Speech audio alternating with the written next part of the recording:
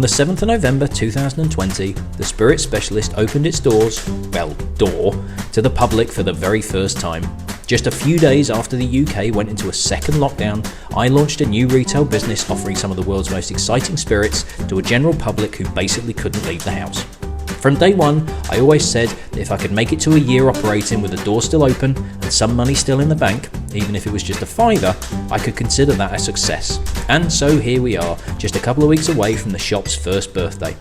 To celebrate this anniversary, I'd like to present you my nominations for the Spirit Specialist Spirits of the Year 2021, those particular bottles that have stood out for me personally. Every single product sold in the shop I sample before bringing it in to ensure it's of a high standard and good value to you, the customer. And given the time of year, maybe these nominations will give you some ideas for presents in the run up to Christmas, or even just a little treat for yourself. On the weekend of our first birthday, I'll upload a new video in which I announce the winners. But for now, here's the nominations for the Rum of the Year and Flavoured and Spiced Rum of the Year. Hello there, Ben Bowers, the Spirit Specialist, and in just a few weeks' time I will reach the first anniversary of the shop being open. So I thought this would be a really good opportunity to look at some of my spirits of the year.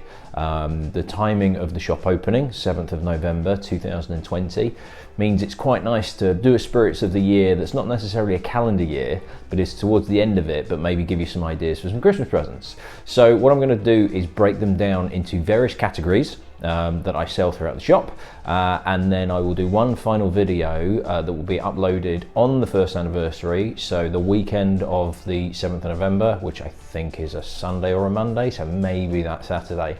I'll be doing one full video which has got all the winners of the various categories, but I'm going to break the nominations into separate videos so that if you're not as interested in, say, agave spirits as you are with American whiskey, then you can just watch those ones and see what your thoughts are.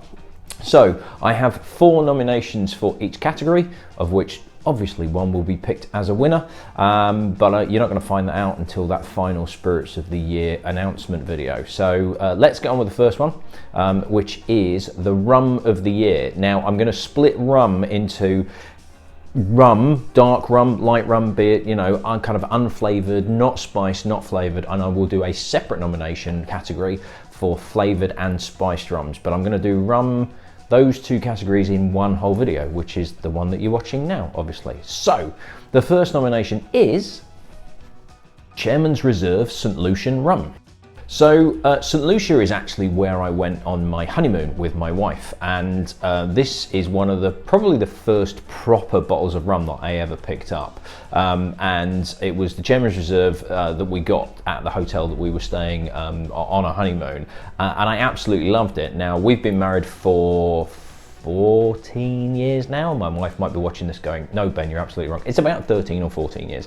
Anyway, I bought this on a honeymoon and absolutely fell in love with it. At the time, this wasn't actually available in the UK. It wasn't long afterwards, so 2007 we got married, so you can do the maths. I can't figure out how long we've been married. And it wasn't long afterwards, I think it was about 2009 that it was actually then exported to the UK.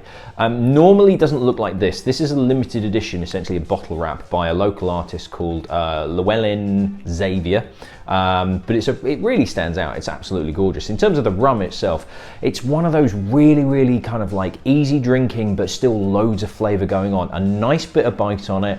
Loads of tropical flavours. There's a lovely kind of brown sugar element. What I love about this is it's incredibly versatile. It's a great sipping rum, but you also have enough of a kind of like just kind of tangy fruit sharpness, a little bit of oakiness in there that it will kind of work really well in other rum cocktails. Price point is fantastic as well. I really do think it's great value for money.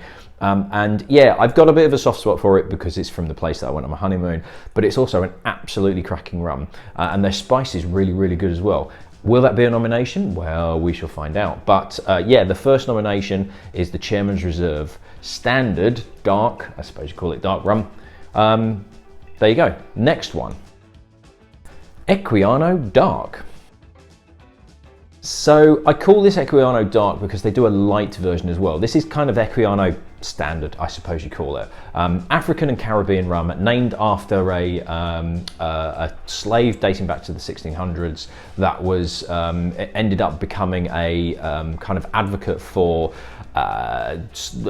equality and slave trades and everything like that. So this is nothing to do with the equator. This is Oloda EQUIANO, and do Google him, or if I can, I'll probably do a review video of this as well, because the backstory behind EQUIANO himself is absolutely fascinating. So it's an African and Caribbean rum.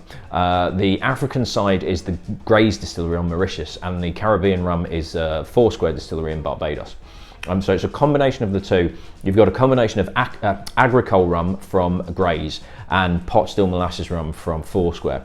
Really, really good balance here as well. The agricole element in that is actually giving you quite a fresh, or kind of not spiciness, but there's kind of like a grassiness to it as well. It's bottled at 43%, but I had this on a recent rum tasting, and a lot of people would have said it was actually like blind a bit stronger, kind of 46, 48, maybe not quite as high as 50, but it definitely has more of a kick than you would expect at a 43%. The bottle is absolutely beautiful, and I am a bit of a sucker for really good looking bottles, as long as the liquid inside is as good, and this absolutely is. It looks fantastic. The light that they do is essentially unaged, so this is a combination of ex-bourbon casks and also ex-cognac. It's ex-cognac cask which is used on that agricole rum, so that adds a little bit of sweetness in there. Again, lovely tropical fruit flavors, kind of like there's rum, there's charred pineapple in there, but there's this little bit of bite to it as well. Again, a good sipping rum, but also works really well in cocktails. Dark and stormy, this is absolutely ideal. You do get that kind of bite and that heat that's going to come through, that's going to give you an extra dimension to those kind of classic rummy cocktails. Beautiful bottle, beautiful rum, a worthy nomination for my rum of the year. So let's see what the next one is. HMS Victory Navy Strength Rum. Now, I was given a sample of this by, she used to work with me when I was working for Gordon Macphail in my previous role. She was actually the brand ambassador for the Loch Lomond distillery, and we used to be the distributors in the UK for Loch Lomond, so I was dealing with her quite often. We were doing tastings together, shows, that sort of thing. She now works for the Isle of Wight distillery, who make the Mermaid gin that you probably heard. Mermaid gin is okay. I've got the sea salt vodka, which is absolutely phenomenal. And when we were talking about bringing it in and putting an order and everything like that, she gave me essentially like the dregs of a bottle of HMS Victory rum. She said, "See what you think of this." I was like, ugh. Do I have to? All right, I suppose so. Because it's made by the Isle of Wight distillery for the Royal Navy Museum in Portsmouth.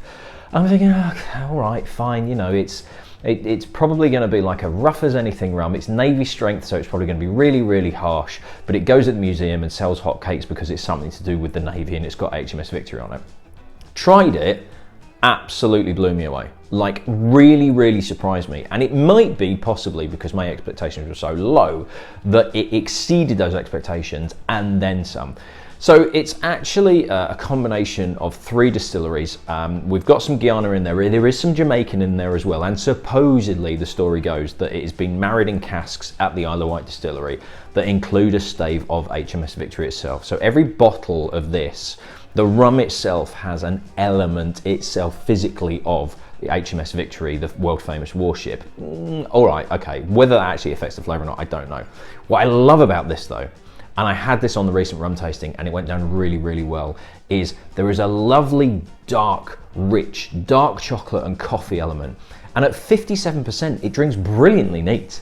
There's such a rich depth of flavour. It's exactly how I imagine the likes of lambs and pussers and everything like that when I was a kid, what I thought it would taste like. And unfortunately, they kind of don't.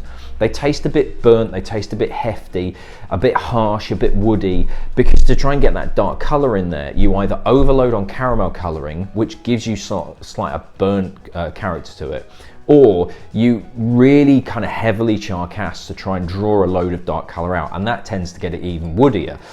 With this, it's got that rich dark coffee, like black coffee, really, really dark brown sugar, really, really dark chocolate, like high cocoa dark chocolate content, in a rich, full strength rum, you know, really hefty rum that doesn't actually have much burn to it. It's a phenomenal rum sipping wise. You know, stick this in a dark and stormy, you're absolutely laughing.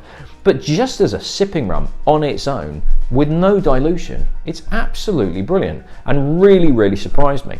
So that is why this is one of the nominations for my rum of the year. The next one, Plantation Original Dark Rum. Now, I don't actually have a bottle of this to hand because I'm waiting for some more stock to come in, because it tends to sell pretty well, mainly because of the price. The price point I think is absolutely fantastic. But I also think it's a really, really good representation of a dark rum. It's a combination of Jamaican and Barbados rums. And you do get that Barbados element, that Jamaican element coming through. You get a little bit of that funkiness coming through, but it's not too overpowering. It's tempered by the other rum that's in there. It's such a great representation of what dark rum can offer. Again, you've got that kind of like brown sugar, that dark brown sugar, you've got coffee, you've got chocolate going on there, but you also get that slight funkiness in the background from that Jamaican rum.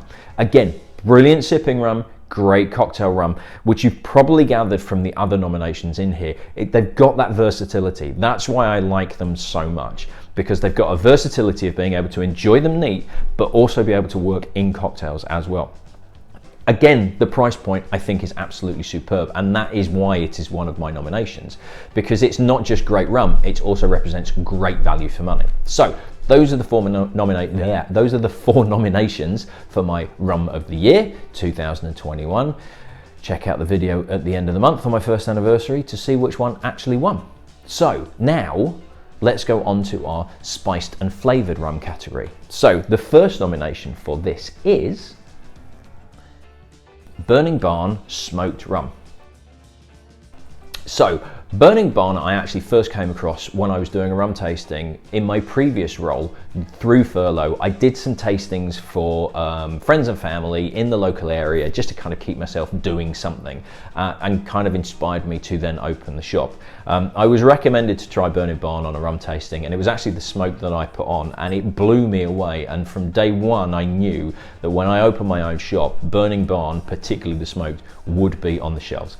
It is phenomenal. The story behind Burning Barn, they're based just outside Solihull.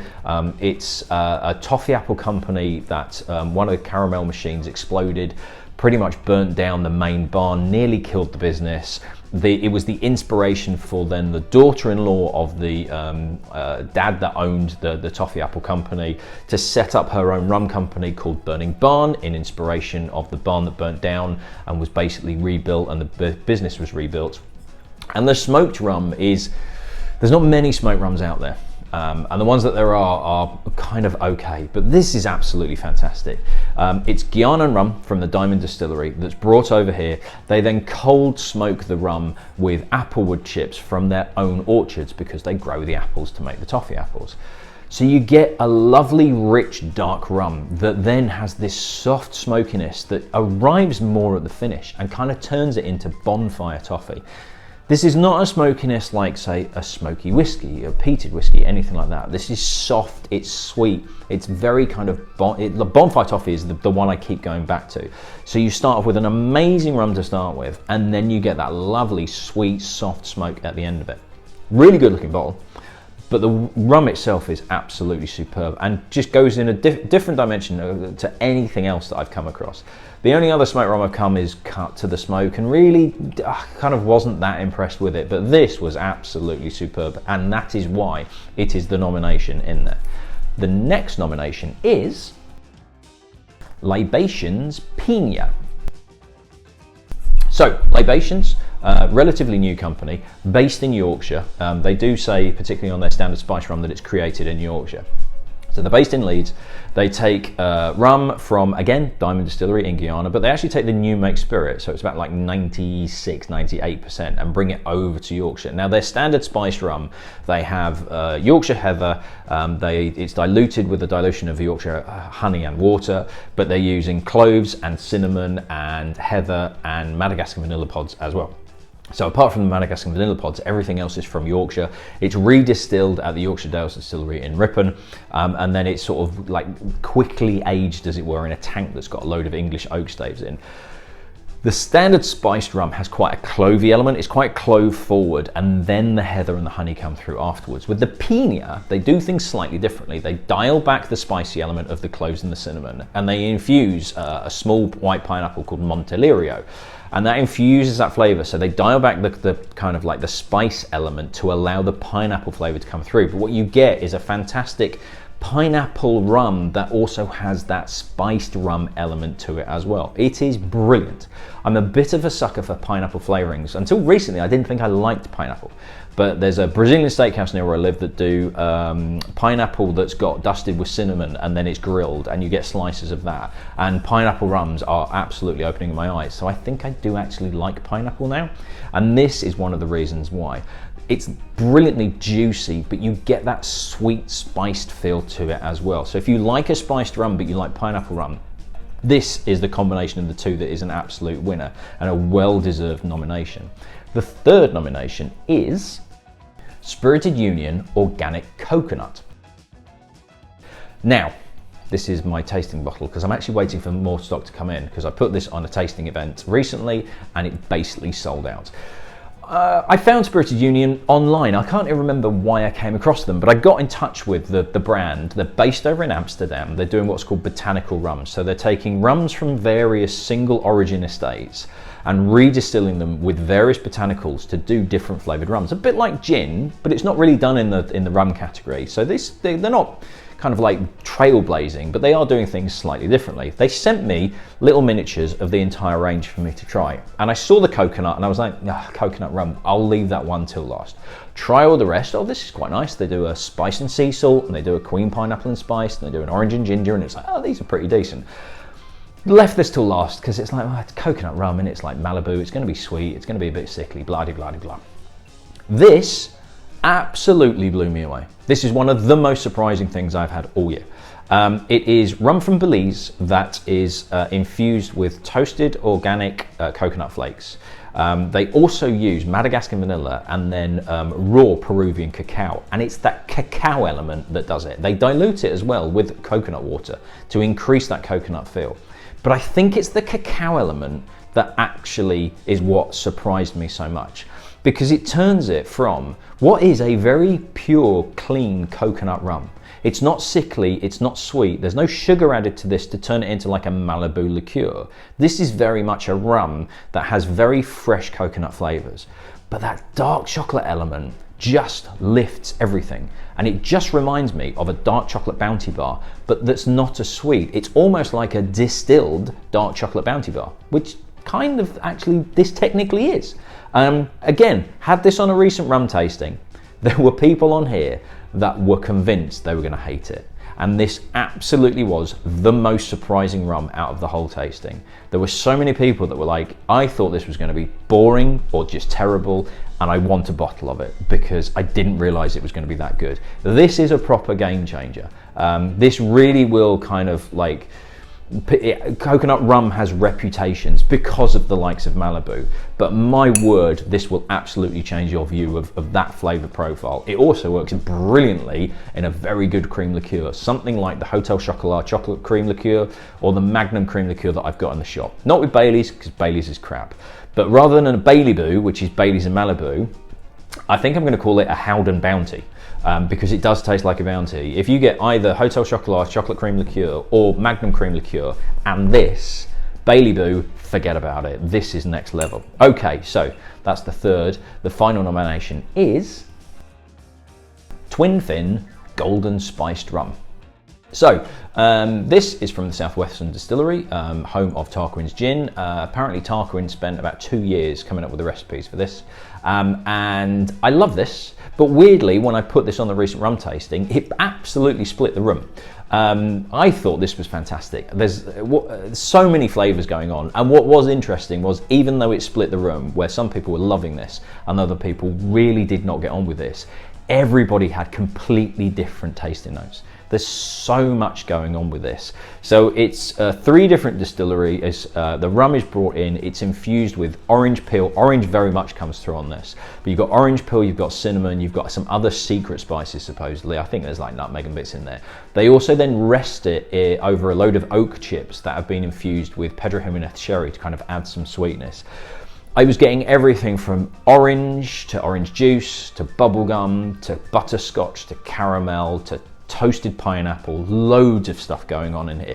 It is very much on the sweeter side, but I really like this. And I also think this is an absolute perfect partner with full fat Coca-Cola. No other cola, not Diet Coke, not Pepsi, not Coke Zero, proper red can, full fat Coca-Cola, all the caffeine, all the sugar, everything in there.